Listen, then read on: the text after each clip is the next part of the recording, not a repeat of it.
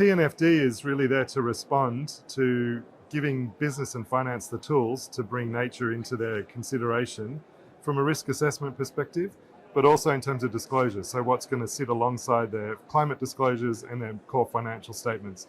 So we have to bring nature into those disclosures, because at the moment, and we keep hearing this from our discussions with banks and insurance companies and just companies across industries, there's not a great awareness of the full range of dependencies that they have on ecosystem services and the assets that nature is providing to us. Our job is to build something that works for lots of different market participants.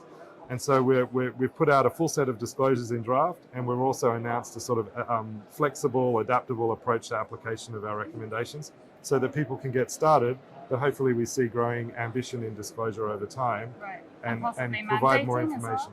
Well, there's lots of interest from regulators in what we're doing. Okay. Ultimately, that's their decision, not ours. Again, we're building the tool. Yeah. But there has been some early signals from governments in different jurisdictions that they're thinking about making nature disclosures mandatory alongside climate. And of course, some have already decided to mandate TCFD. So that discussion's already underway. I can't tell you when it's going to happen, Yeah. but we'll focus on our job, which is building the best possible tool that we can and engaging with the existing standards bodies like ISSB and CDP and GRI and others, as well as government regulators, and we're all driving towards an integrated sustainability disclosure framework. That social element being arguably kind of more prominent than in the climate discussions. I mean, how are you going to ensure that members using the framework are kind of taking that seriously? I mean, we're speaking here at a COP that is kind of mired in human rights issues and things like that. And there's a lot of potential for greenwashing when it comes to engaging stakeholders, right? Box ticking, etc. So, how does that remain robust? Well, we have ongoing dialogue, which we started about 6 months ago with Indigenous peoples and local community representatives. So we're keen to hear their voice and bring that into our thinking at the Taskforce. We've also been engaging with a number of civil society organisations.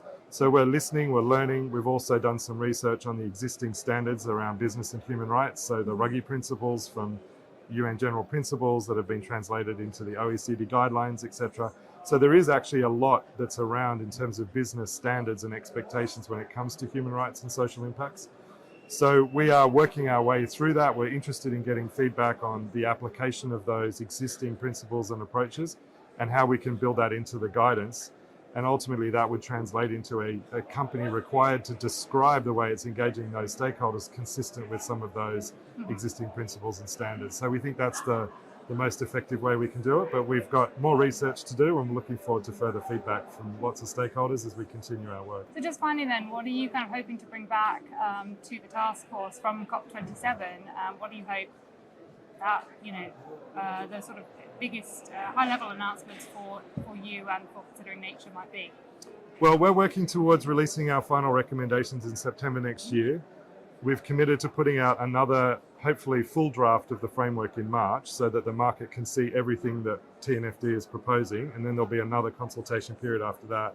And I think the key takeaways from this COP for me, talking to lots of companies and institutions that are here, is that nature's difficult. They don't have the capabilities internally now. Everyone's been building teams around climate. Right. Now nature's coming. How are we going to deal with this whole much more complex set of issues? There's lots more dimensions to be thinking about than 7 gases.